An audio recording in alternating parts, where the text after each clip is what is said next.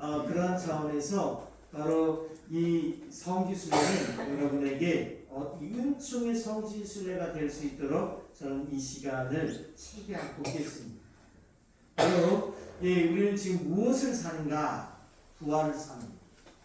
우리 신앙의 핵심은 부활입니다. 그 부활에 따른 부활 신앙을 살아야 됩니다. 그래서 지금 모든 우리 천주교 신자들은 매일매일이 부활이어야 합니다. 그런데 부활은 이미 지금 날아갔습니다.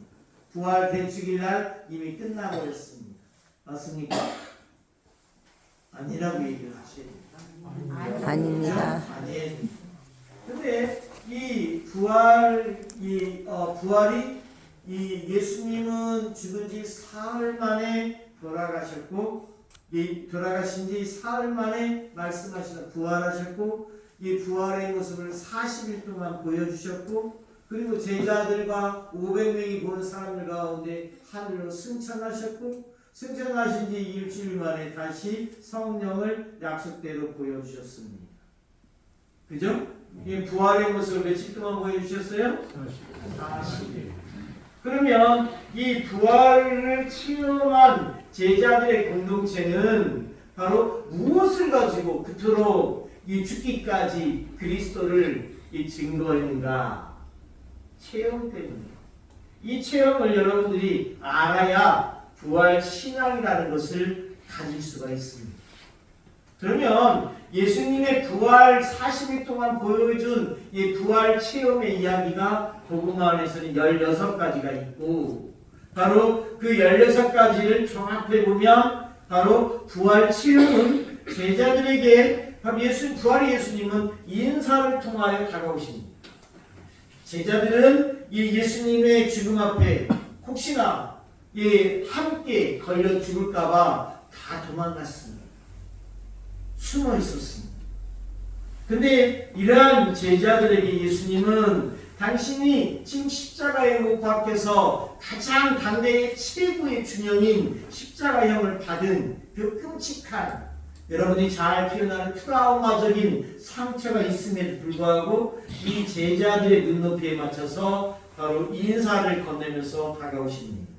평화가 너희와 함께. 그리고 예수님은 말합니다.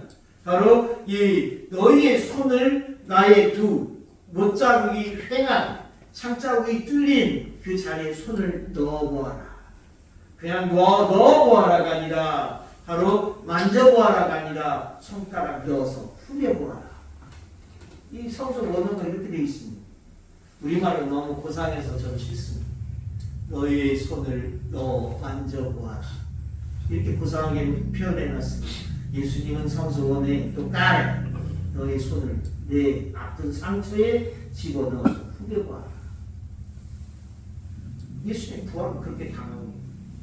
또한 예수님의 부활은 똑같이 부활 이전의 모습처럼 음식을 먹음으로써 빵을 쪼갤 때의 부활의 모습이 체험되고, 또한 예수님은 그럼에도 불구하고 그토록 부활을 얘기했음에도 불구하고 알아듣지 못하는 그들에게 바로 율법서와 예언서와 시편에 나오는 당신의 부활 예언의 이야기를 다 들려줍니다.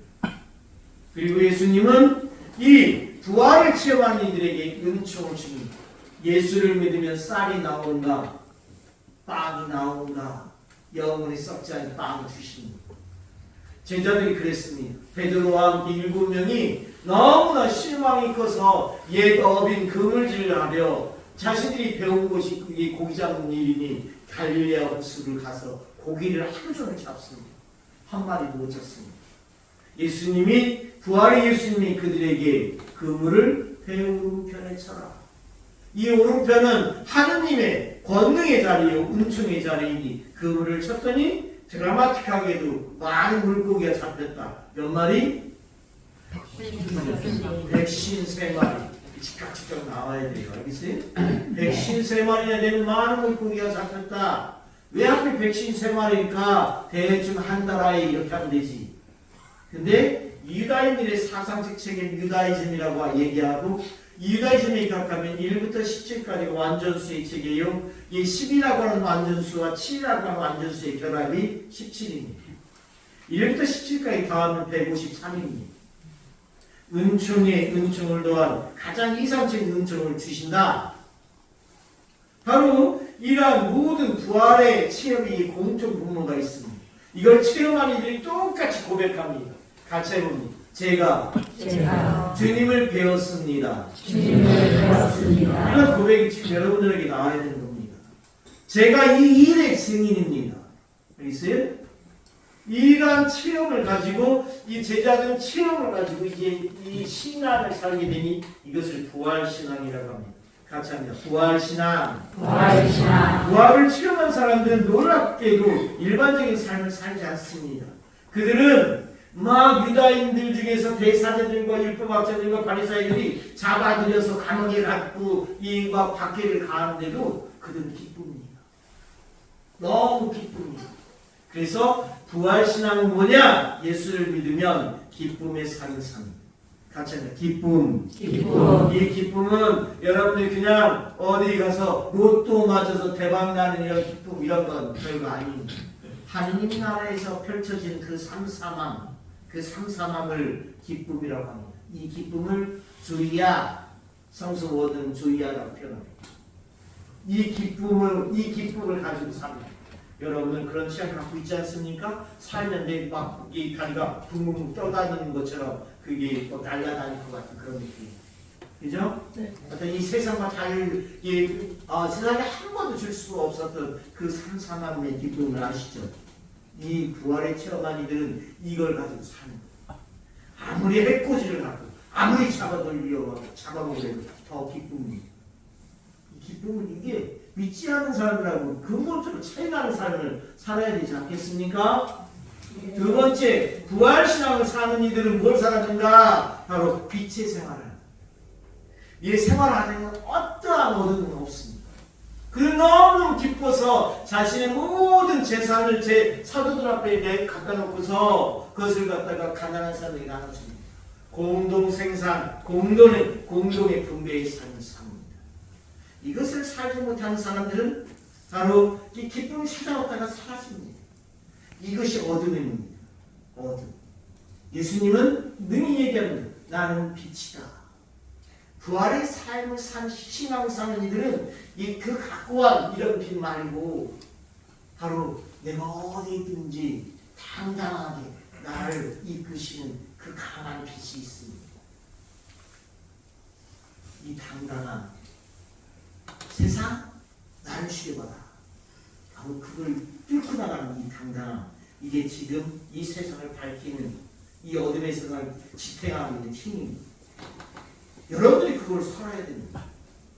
세 번째, 부활신앙을 사는 이들은 무엇을 살았는가? 순종의 삶을 살았다. 같이 합니다. 순종. 이게 우리가 살면서 요즘에 막 불평불만이 너무 많습니다. 그죠? 밑도 끝도 없이 무조건 실패야. 뭐가 불 한 번 나면은 전부 다 보상에 달려들고 좋은 종기에 개벽 천지 이상한 세상이 마약적인 세상이 되어가고 있습니다.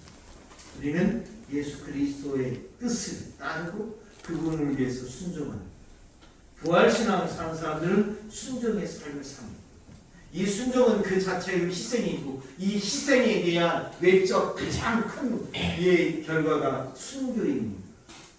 그래서 여러분들이 순교성지 성지순례를 하는 겁니다. 괜히 그냥 오는 게 아니고. 또한 이 부활신앙을 사는 사람들은 성령의 삶을 삽니다. 같이 하면 성령. 우리 능력대로 안 되고 묘하게 성령께서 이끕니다. 초월적인 상황, 초월적인 세계를 이끕니다. 이것을 우리는 성령의 삶이라고 합니다. 다섯 번째 오늘 복음이 우리가 묵상해야 될 것이 부활신앙을 사는 사람들은 중재의 삶을 삽니다. 같이 합니다. 중재.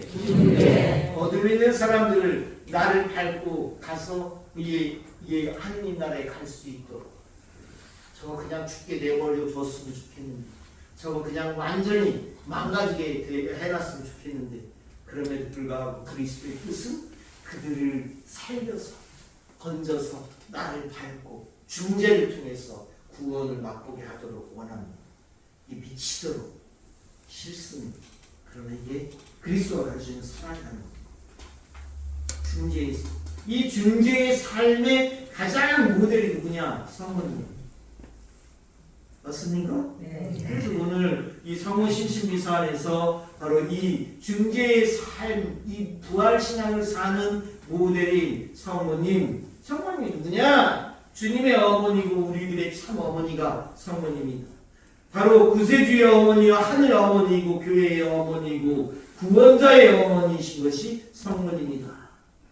바로 성모님은 바로 그 자체로 행복하십니다. 왜? 주님께서 하신 말씀이 모두 이루어지리라고 믿으신 분이었기 때문에. 성모님은 예수님의 순환과 죽음의 상황에서도 철저히 바로 자기 중심적인 삶이 없습니다. 성모님의 이야기는 성서에 몇 군데 없습니다. 근데 이 정경 이외의 위경 안에는 성모님 복음이 하나 따로 있습니다. 거기에 보면 성모님은 자신을 위한 것이 하나도 없습니다. 자기 중심이 아니라 하느님 중심이었다. 이게 성모님의 큰 덕입니다. 만약 자기 중심적 삶을 사셨다면 도저히 견디기 힘든 삶이었을 것입니다. 철저하게 성모님은 하느님 중심적인 삶이었기 때문에 그 모든 것을 극복할 수 있었습니다. 그래서 중재자의 어머니, 우리들의 어머니라고 고백한 것입니다. 우리는 그래서 잘합니다. 바로 주님의 어머니를 사랑하고 공경하는 것은 너무나도 당연하다는 것을, 이 성모님이 우리 주님의 어머니기에 영광을 드린 것 또한 당연한 것입니다. 그리스도 예수님 다음으로 가장 높으신 것. 하나님의 놀라운 사랑을 몰래 우리에게 알려주시는 분. 섬세한 바로 은총의 중재자이신 성모님, 바로 그 성모님을 우리는 믿습니다. 바로 이 성모님께 이 미사를 통해서 은총의 중재를 잘하신 그분께 여러분들의 가정을 맡기라고 권하고 싶습니다. 여러분들은 여러분의 능력으로 가정을 성화시킬 수 있다 없다? 없어. 여러분들의 삶속 능력이 안 돼. 흉내를 내는 것 뿐이지. 맞습니까? 네. 그래서 그러한 모든 부분을 맡겨라. 이 맡기는 것이 바로 이 가장 우리가 할 바다. 우리는 잘합니다. 성모님은 당신이 하느님께서 청해서 한 번도 거절당하신 일이 있다 없다? 없다. 이게 핵법이에요. 우리가 성모님께 매달리는 이유가 뭡니까? 이러한 틀 안에서. 그러면 이 중재를 하신 성모님처럼 바로 진리를 중재하신 분들이 있다. 그들이 바로 순교자. 여러분들은 바로 이 성지순례 하면은 지금 여러분들이 막 이름난 큰 성지만 갑니다. 그죠? 그정도 갑니다. 20번, 30번 가고 거기만 갑니다. 이 성지가 성지순례를 하면 이 성지가 어떤 성지이고 한국천주교회사 안에서 어떤 자리에 바로 이분들은 어떤 무게와 가치를 증가하고 또한 현양 받으셔야 되는지를 알아야 되는데 그건 모릅니다. 그죠? 아니에요? 모르잖아. 그래서 저도 2003년부터 9년까지 공세리 성지에 있었습니다. 그래서 전국에 지금 성지순례이 가장 많이 오는데 1등 공세리, 2등 솔매, 그죠? 이렇게 됩니다. 근데 제가 공세리 성지에 박물관을까지 만들고 왔지만 그럼에도 불구하고 바로 이 성지에 대한 맥을 같이 해요. 이 공주 순교 성지는 지금 인지도로 전국 꼴찌에서 2번째입니다. 근데 너무나 아프다. 바로 한국천주교회사 안에서 이 자리가 얼마나 중요한지를 모릅니까? 그러면 그걸 알려드리겠습니다. 바로 1784년 이순근 베드로가 바로 스승 이벽 세례자 요한의 요청으로 중국 국경에서 세례를 받고 바로 교리책 2번, 마테오리치 신부님의 천주시리와 한투화 신부님의 칠극이라는 책 2권을 갖고 부릅니다. 그래서 그의 스승 이벽 세례자 요한과 권작신 암브로시에게 바로 세례를 줍니다. 그래서 양반들이 모여서 이 교리책을 연구하기 시작합니다. 그 규모가 전체적으로 양반을 넘어서서 주민들도 모이기 시작합니다. 그런데 전라도 땅에서 권상현 야고보가 이 조상 제사를 거부했다고 하는 이유로, 그러나 조상 제사를 거부한 건 없으니 그의 어머니가 유언적으로 나의 제사는 바로 내가 천주를 아니 필요 없는 것이요 위패는 모시지 않으라고 하는 유언이 있었을 뿐입니다. 바로 당파 싸움에 일어났던 노론의 사람들이 바로 남인들을 죽이려고, 그 남인들이 많았던, 이 젊은 지식인들이 많았던 바로 남인들, 그들의 천주교를 겨냥해서 바로 박해를 가하기 시작합니다. 그 진상 사건의 여파로 한양에서는 이 양반들이 사라집니다. 이들 양반들이 모여서 공부를 할 때는 바로 전 세계 유례 없는 일이 벌어집니다. 바로 짝퉁 신부님을 만들어냅니다. 제일 교리책을 보니까 제일 중요한 게 미사요. 또한 미사를 드릴 신부님이 필요한데 바로 이 신부님이 없습니다. 그래서 그들은 그럼 이번 주는 자네가 신부님 하시고 다음 주는 자네 차례겠어요. 그러다 보니까 이 양반들이 숫자가 많아지다 보니까 신부님을 뽑습니다. 자기들. 이게 바로 가성직제도라는 겁니다. 가짜 성직자제. 바로 그들의 10명의 신부들이 있습니다. 그들 중에 주교님 역할을 했던 대표 고진시 프란시스코 하베르는 박해가 한양에서 일어나기 시작하자 바로 그의 제자 이존장 루도비코 노비 출신입니다.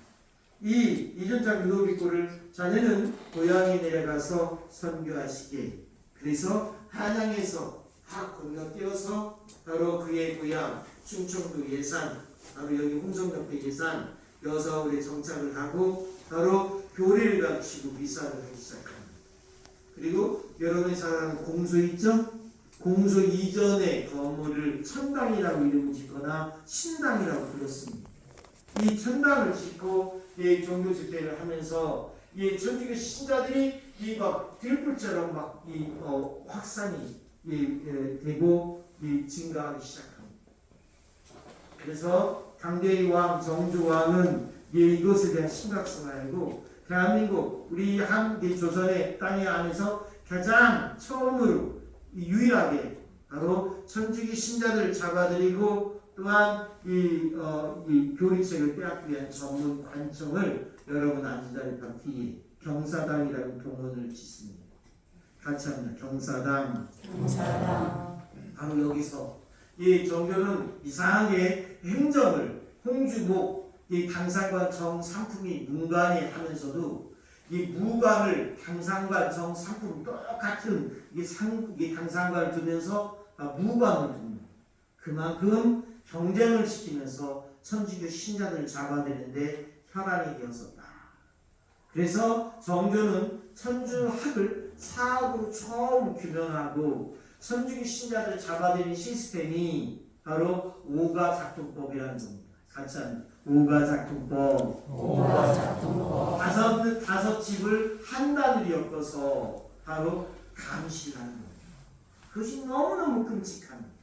그래서 이 홍주목은 조선시대 때 충청도에 4개의 주가 있었으니 홍주, 공주, 청주, 충주. 홍주목 관할 안에는 22개의 현이 있었고 그 현의 규모는 오늘날 서천서부터 평택까지가 다 이 홍주목 관할입니다. 이 지정학적으로 환경상으로 보면 바닷물이 육지로 들은 내포 지역이요. 행정상으로는 홍주목 관할이니 바로 이곳에서 전부 다 잡혀들어온 사람, 바로 이 천주교 신자들 잡혀오면 이 현을 거쳐서 바로 이 목에 들어오는데 그 중에 양반들과 돈 있는 상인들은 소송을 걸어서 상급기관인 공주 감염, 관찰사가 있는 공주 감염으로 가서 바로 형을 받고 죽고, 여기는 사람 같지 않은 이름도 남길 필요가 없는 양민들과 천민들을 바로 임금만이 사용을 할 수 있는 시대에 이 구군이 세하기 시작하자 지방 관리들이 바로 사형을 하기 시작합니다. 그래서 사형을 처하는데 그들 가운데 바로 교수형으로 처하고 또한 옥에서 옥사, 맞아서 장사, 얼려서 죽이는 동사, 목을 쳐서 참수, 생으로 산채로 매장해서 생매장해서 죽입니다. 그 규모가 바로 2,000명이나 넘습니다. 공주 가명이야 공주 황세바위의 수괴자들이 이름이 많은 까닭은 그들은 양반들이기에 이름을 남기지만 이들은 이름이 필요 없기 때문에 그냥 열거무려서 2,000명도 넘는 순교자들 가운데 4명의 목자들이 있는 것입니다. 그래서 한국 천주교회 안에서 바로 사람을 치면 한양은 머리요, 이곳은 저는 심장이라고 표현하고 싶은데 이것에 대한 사적인 것이 많이 필요해서 척추다라고 얘기합니다. 박해가 심해지자 여기서 경상도 대구로 도망가고 강원도 전라도로 도망가서 박해는 전국 복음화를 낳는 아이러니가 만들어진 것입니다. 그의 규모를 보자면 103위 순교 성인과 124위 순교 복자들 가운데 이들의 출신 연모를 다 보십시오. 이 40% 이상이 이 홍주 출신들입니다. 여기서 죽어서 묻힌 곳 또한 순교자리나 바로 순교하는 곳 알겠습니까?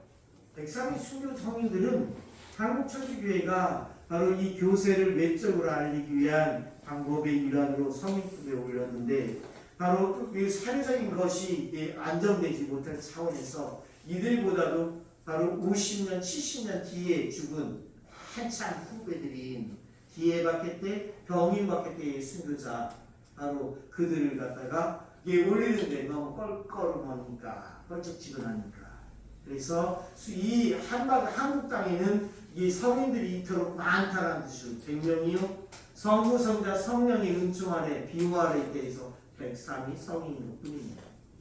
좀 있으면 바로 이분들 국자들로 다 성인품에 올라가서 본래적인 자리를 차지할 것입니다. 여하튼 이 원시장 베드로 같은 경우는 이분 같은 경우는 예수네 바로 여기 동사로 얼려 죽게 되는데 이분은 한천주교회사에서 바로 세 번째로 순교하신 분입니다. 됐을 때 우리가 여러분들이 성지를 가면 어떤 사람이 이런 계보에 있었구나 이런 맥락 안에서 이 성지는 이런 영향에 여기에 끼워 넣을 수 있겠구나 하는 거 이제 알겠죠? 예. 이거 알아요. 그래서 저는 사제이기 때문에 솔매성지가 필요하다는 걸 왜 모르겠습니까? 그죠? 그렇지만 이대호 신부님의 영역보다도 더더욱 원천적으로 역사적 고증에 입각해서 정확하게 바로 인지가 돼서 순교자들을 현황시켜야 된다는 거 잊지 않았으면 좋겠습니다.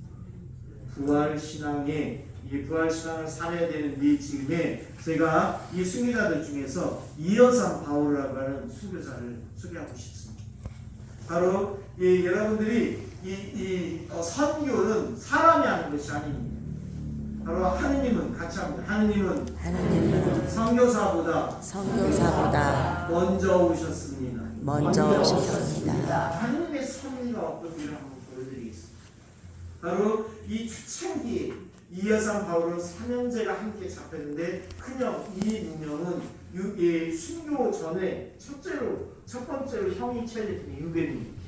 유배 가서 순교하시고 근데 둘째와 막내 이어산 바울은 막내는 바로 매가 두려워서 약한 신앙, 배신의 신앙을 드러냅니다. 그래서 관장이 너무나 가짜나서 곤장배에 쳐서 내보냅니다.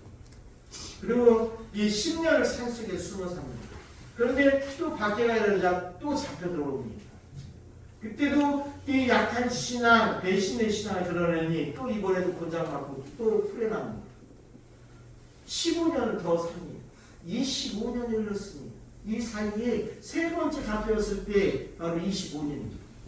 이때 바로 이어산 바울은 이 풍문으로 큰형이 순교했다는 사실을 알게 됩니다.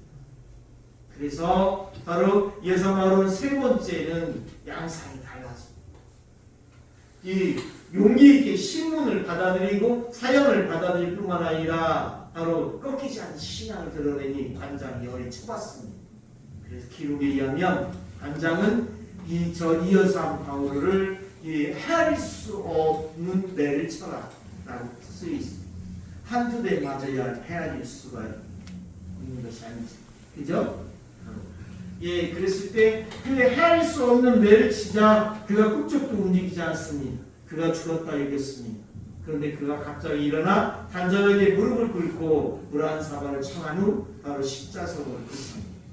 그리고 이 청한 물 한 사발을 자신의 머리에 붓고 스스로 세례를 줍니다. 그리고 순교하는 그 순간 이 읍성 내의 모든 사람들이 볼 수 있는 찬란한 빛이 하늘로 솟구쳤다. 이 찬란한 빛이 바로 영광, 그 영광, 하느님의 섭리라는 것입니다. 이 옥절들은, 포절들은 그때부터 이야기합니다. 바로 이 매를 맞으려면 여사위처럼 맞아야 된다. 순교자가 죽으면 바로 죽어서 빛이 하늘 올라가지 못하면 여사위보다 못하다. 바로 이 여성 바오로의 조카가 누구냐? 바로 이태곤입니다. 바로 조카 이태곤 베드로도 똑같습니다. 순교에 이르는데 바로 샤스탄 신부님이 시키기를 1839년에 옥중에서 기록한 바로 이 샤스탄 신부님의 기록에 의하면 이 여성 바오로의 큰형 이 유배지에서 죽었던 이 순교했던 이 아버지 이 무명에 대해서 바로 기록을 청합니다. 그때 기록에 의하면 이렇게 쓰여 있습니다. 지금 레지오 단원들이 있으니까 이 부분을 참고하고 오늘 성부 신신미사니까 이걸 이야기하는 것입니다. 바로 이 아버지 이 무명이 유배생활 4년 1804년에 순교하였는데 부친이 돌아갈 무렵 바로 이 조사를 하러 거기에 유배지에 있는 사람들에게 가니까 몰래 쪽지 하나를 써서 이 아들 이태곤에게 주더랍니다. 이 쪽지의 표본이 이런 내용입니다.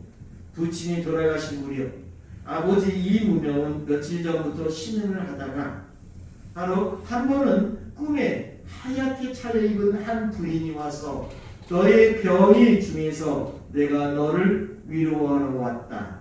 너무 걱정하지 마라 하면서 이 무명을 위로하더랍니다. 그리고 이 병에서 회복된 이후 이 순교에 이르렀습니다. 바로 이 하얗게 차려입은 한 부인, 그 부인이 누구이십니까? 그죠? 우리는 잘 압니다. 그랬을 때 하느님은 섭리하십니다. 우리의 삶은 별거 아닙니다. 알겠습니까? 바로 성모님처럼 그리스도의 놀라운 진리를 중재할 수 있는 여러분이 되어주십시오. 남을 판단하거나 헐뜯지 말고, 그죠? 너무나 요즘 세상이 그래서 아무나 판단하고 그렇습니다. 넘어서십시오. 그리고 오직 빛과 진리만을 전해라. 성모님처럼. 그것이 부활신앙을 사는 일입니다. 저도 이 성지에 온지 바로 여러분들이 큰 성지만 다니다 보니까 막 하늘만 치다 보는 거예요. 십자가 높이 달리는 데가 성지고 큰 성지가. 저도 여기 3년째 됐습니다. 저도 안식년 주신다더니 바로 인사 발령을 여기로 냈습니다. 저도 이 공세를 했다는 이유인지는 몰라도 감정이 좋았겠습니까? 근데 와서 보니 바로 여러분들이 이제 순례를 안내를 받을 것인데 바로 이 가운데 바로 홍주 천년 역성화 체험관이 있습니다. 체험관 뒤쪽에 4층 건물이 있었습니다. 이 4층 건물 한인약국 건물 1층에 20평 월세를 내면서 성지성당이 있었습니다. 그곳에서 하다가 지금 홍주 국산 공사 사업이 이루어지고 있고 2032년도에는 바로 민속촌처럼 꾸민다고 하는 지향으로 이 지자체가 지금 움직이고 있습니다. 그런 과정에서 저희가 미사를 했던 그 건물을 홍성군에서 대입했고 작년 9월에 부셨습니다. 그런 과정에서 우리 천주교 성지 성당이 성 밖으로 나갔으면 좋겠다. 나가야 되겠습니까? 안 나가야 되겠습니까? 그죠? 여러분들 바로 나가죠. 그랬을 때 이 안에 입도로 바로 이 집 땅을 사서 한 공직자가 그러면 신부님 그래봤자 이 읍성 내에 땅 한 평도 없다고 천주교 이 땅이 한 평도 없다는 그 맞는 현실이고 그래서 이 땅을 마련해서 이 지금 대수선 리모델링을 거쳐서 작년 6월에 입주해서 미사를 드리기 시작한 거예요. 그래서 여러분들의 생각도 좀 이렇게 중요한 역사적 깊이가 있는 성지가 왜 이렇게 조성이 늦거나 이 모양입니까? 라고 할 수 있는데 저도 똑같은 질문을 어르신분들에게 드려보니 바로 이 읍성 내에 바로 반민가들이 들어와 있으니 단위적으로 갈매못 바로 실리 따로 이렇게 하면 성지 개발이 그나마 용이한데 그러한 차원에서 성지 개발이 조성이 이 늦어지고 점진적으로 생각해서 오늘에 이르렀다. 알겠습니까? 그래서 지금 이제 시작되는 것이에요. 그래서 이 성지가 잘 조성될 수 있도록 기도해 주시고 또한 많이 알려주시기 전합니다. 아멘. 아멘.